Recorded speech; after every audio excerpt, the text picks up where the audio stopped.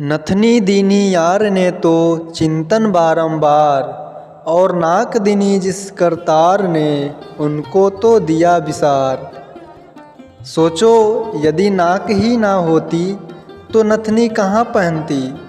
यही जीवन में हम भी करते हैं। भौतिक वस्तुओं का तो हमें ज्ञान नहीं रहता, परंतु जिस परमात्मा ने यह दुर्लभ मनुष्य देह दी है और इस देह से संबंधित सारी वस्तुएं, सभी रिश्ते नाते दिए, उसी को याद करने के लिए हमारे पास समय नहीं होता।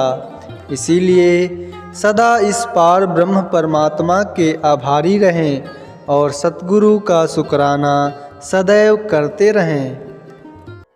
गुरु प्यारी साध संगत जी, बड़े प्यार से कहिए धन निरंकार जी। साध संगत जी, सद्गुरु माता जी की कृपा आप सभी संतों पर बने रहे। आप सभी महापुरुष सेवा सत्संग सिमरन करते हुए इनके चरणों से जुड़े रहें। साध संगत जी, आज के साखी का नाम है एक पैसे की सच और एक पैसे की झूठ। साध संगत जी, एक बार गुरु नानक देव जी ने मर्दाने को 1 टका दिया और कहा कि 1 पैसे का झूठ ला और 1 पैसे का सच ला। परमार्थ की इतनी ऊंची बात को कोई कोई ही समझता है। मर्दाना जब 1 टका लेकर के झूठ और सच खरीदने के लिए किसी दुकान पर जाता है तो लोग उसका मजाक उड़ाने लगते हैं कि क्या झूठ और सच भी दुकानों पर मिलता है। अंत में शिष्य मर्दाना प्यार वाले के पास पहुंचा। उसको मरना याद था, क्योंकि जिसको मरना याद रहता है उसको सिमरन भी याद रहता है। उस व्यक्ति के पास जाकर मर्दाने ने कहा कि 1 पैसे का सच दे दो और 1 पैसे का झूठ दे दो। उस आदमी ने अपनी जेब से एक कागज निकाला, उसके 2 हिस्से किए और एक पर लिखा कि मरना सच है और दूसरे कागज पर लिखा कि जीना झूठ है, और वो दोनों कागज मर्दाने को दे दिए।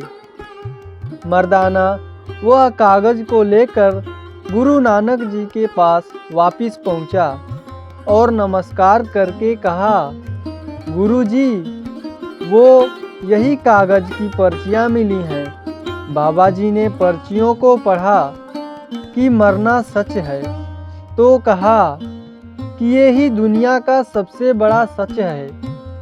अच्छा स्वभाव वह खूबी है जो सदा के लिए सभी का प्रिय बना देता है। कितना भी किसी से दूर रहो, पर अच्छे स्वभाव के कारण आप किसी न किसी पल यादों में आ ही जाते हो। इसीलिए स्वभाव ही इंसान की अपनी कमाई हुई सबसे बड़ी दौलत है। मेरी नन्ही सी पुकार और तेरा प्यार बेहिसाब, मेरा 2 कदम चलना और तेरा पहुँचना बेहिसाब, मेरी प्यास बूंद सी और तेरा बरसना बेहिसाब, ये जीवन का अंधेरा और तेरा प्रकाश बेहिसाब, मेरा पग पग पर लड़खड़ाना और तेरा सहारा बेहिसाब, मेरा चलते चलते गिरना और तेरा उठाना बेहिसाब, मेरे दिल में चुपके से आना और तेरा रोम रोम में बस जाना बेहिसाब। तू तो बेमिसाल है सतगुरु, तेरा जैसा कौन जहान में, जैसी तेरी करुणा है बेहिसाब। ऐसे मेरे प्यार भी हो बेहिसाब, हर श्वास में हो बस तेरी प्यास, बस तेरी प्यास बेहिसाब। एक गुरु भक्त के घर में स्वयं गुरुदेव पधारे। शिष्य से गुरु ने पूछा, ये घर किसका है? शिष्य ने जवाब दिया, गुरुदेव आपका। गुरु बोला, ये गाड़ी किसकी है? शिष्य बोला, आपकी। फिर गुरु ने कहा, हर एक वस्तु के बारे में पूछा। शिष्य का एक ही उत्तर मिलता था, आपकी। यहाँ तक घर के सभी सदस्य के लिए भी पूछा। शिष्य का फिर वही जवाब, आपके। पूछा, तेरा शरीर किसका है? शिष्य, आपका। फिर घर के पूजा स्थान पर जाकर के गुरुजी अपनी तस्वीर की ओर इशारा करते हुए पूछे, ये किसकी है? शिष्य आंखों में आंसू लिए बोला, सिर्फ यही मेरे हैं, बाकी सब आपका गुरुदेव। तन भी तेरा, मन भी तेरा, तेरा पिंड और प्राण, सब कुछ तेरा, एक साईं तू मेरा। एक गांव में आग लगी। सभी लोग उसे बुझाने में लगे थे। वहीं एक चिड़िया अपने चोंच में पानी भरती और आग में डालती रही। फिर जाकर पानी ले आती और आग में डालती। एक कौआ ये देख रहा था। तब कौआ बोला, अरे पगली, तू कितनी भी मेहनत कर, तेरे बुझाने से ये आग नहीं बुझेगी। उस पर चिड़िया बोली, मुझे पता है, मेरे बुझाने से तो आग नहीं बुझेगी, लेकिन जब भी इस आग का जिक्र होगा तो मेरी गिनती बुझाने वालों में और तेरी गिनती तमाशा देखने वालों में होगी। अब यह सोचना है कि हम किन में आते हैं।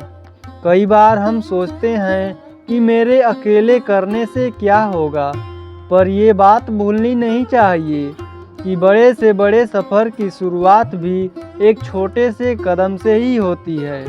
अर्जुन ने एक रात को स्वप्न में देखा कि एक गाय अपने नवजात बछड़े को प्रेम से चाट रही है।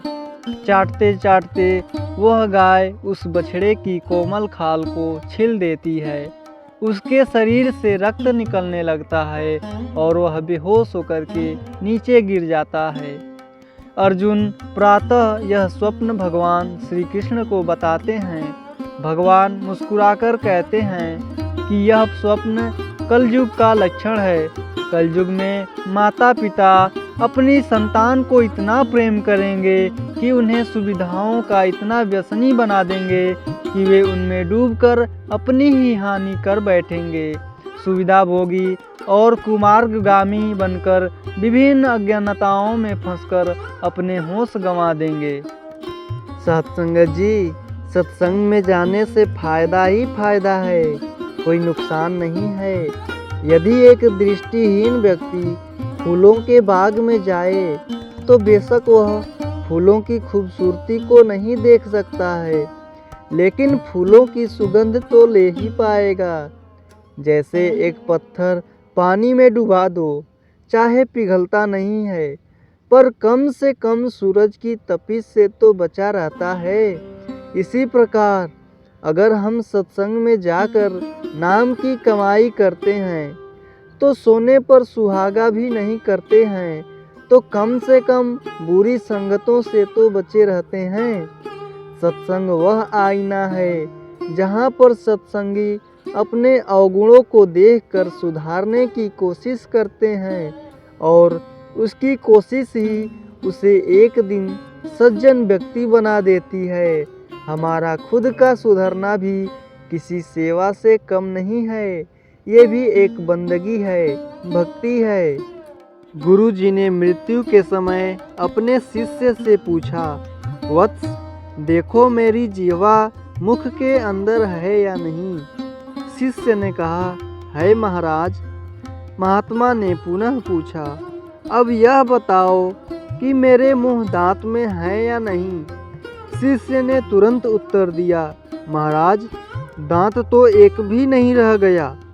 महात्मा ने कहा कि क्या तुम बता सकते हो कि जीभ अभी तक अपने स्थान पर क्यों है और दांत सभी उखड़ क्यों गए हैं? शिष्य ने अनभिज्ञता प्रकट की। तब महात्मा ने समझाया कि जीभ सरस और सुकोमल होती है, इसीलिए वह सदा ज्यों की त्यों बनी रहती है, किंतु दांत कठोर और क्रूर होते हैं, अतः शीघ्र ही गिर जाते हैं, उनका अधिक काल तक अस्तित्व नहीं रहता। इस उपदेश में गुरु ने शिष्य को समझाया, जो क्रूर कठोर निंदा आचरण करता है उसका निश्चित ही पतन होता है।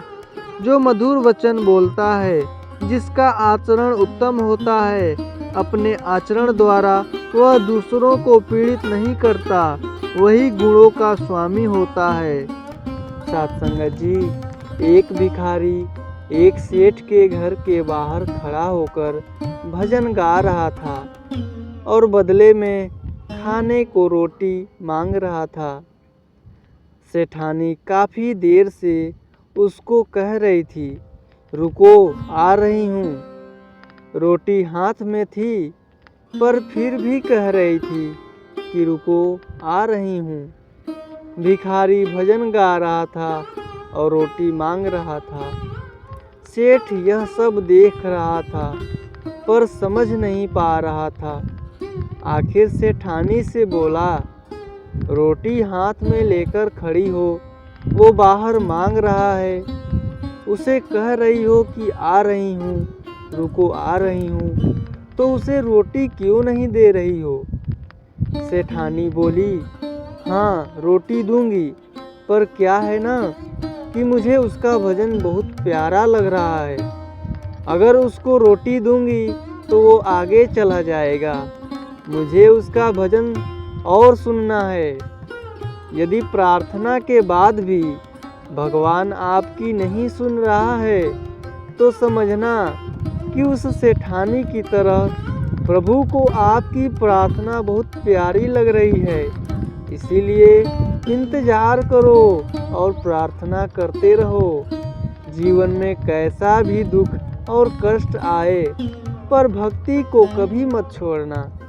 क्या कष्ट आता है तो आप भोजन करना छोड़ देते हैं? क्या बीमारी आती है तो आप सांस लेना छोड़ देते हैं? नहीं ना। फिर जरा सी तकलीफ आने पर आप भक्ति करना क्यों छोड़ देते हो? कभी भी दो चीज़ मत छोड़ना, भजन और भोजन। भोजन छोड़ दोगे तो जिंदा नहीं रहोगे, भजन छोड़ दोगे तो कहीं के नहीं रहोगे। सही मायने में भजन ही भोजन होता है। साथ जीवन में जो भी करिए पूर्ण समर्पण के साथ करिए। प्रेम करिए तो मीरा की तरह, प्रतीक्षा करिए तो सबरी की तरह, और भक्ति करिए तो हनुमान की तरह। शिष्य बनिए तो अर्जुन की तरह, और मित्र बनिए तो भगवान श्री कृष्ण की तरह। गीता में साफ शब्दों में लिखा है, निराश मत होना, कमज़ोर तेरा वक्त है तू नहीं। ये संसार ज़रूरत के नियम पर चलता है। सर्दियों में जिस सूरज का इंतज़ार होता है, उसी सूरज का गर्मियों में तिरस्कार भी होता है। आपकी कीमत तब तक होगी जब तक आपकी ज़रूरत है। तालाब एक ही है, उसी तालाब में हंस मोती चुनता है और बगुला मछली। सोच सोच का फर्क होता है। आपकी सोच ही आपको बड़ा बनाती है। यदि हम गुलाब की तरह खिलना चाहते हैं तो कांटों के साथ तालमेल की कला भी सीखनी ही होगी।